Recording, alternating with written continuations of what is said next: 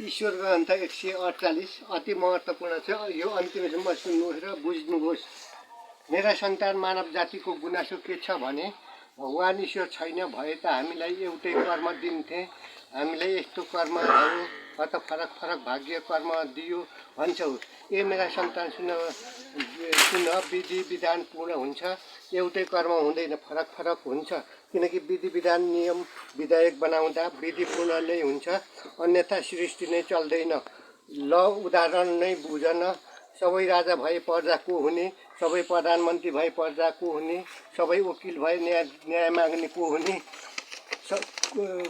सबै शिक्षक भए विद्यार्थी को हुने, सबै न्यायाधीश भए न्याय माग्ने को हुने। एउटा न एउटा फरक फरक त भयो नि। तसर्थ विधि विधान फरक फरक हुन्छ। अनि सबै अरब खरबपति बनाइदिए भने किसानी को हुने, अरू पेसा कसले गर्ने र खाने।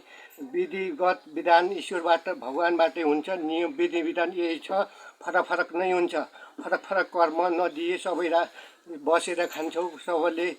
सबैलाई खरबपति बनाइदिए कसले काम गर्ने र कसलाई मानवता र अरू प्राणी भन्ने। जुन पेसा भए तापनि कर्म राम्रो गरेमा त्यो जुनीमा नभए पनि अर्को जुनीमा पुनः सुख र सन्तोष हुनेछ। विधि विधायक नियम विधान यही छ, विधायक नै यही चलेको छ।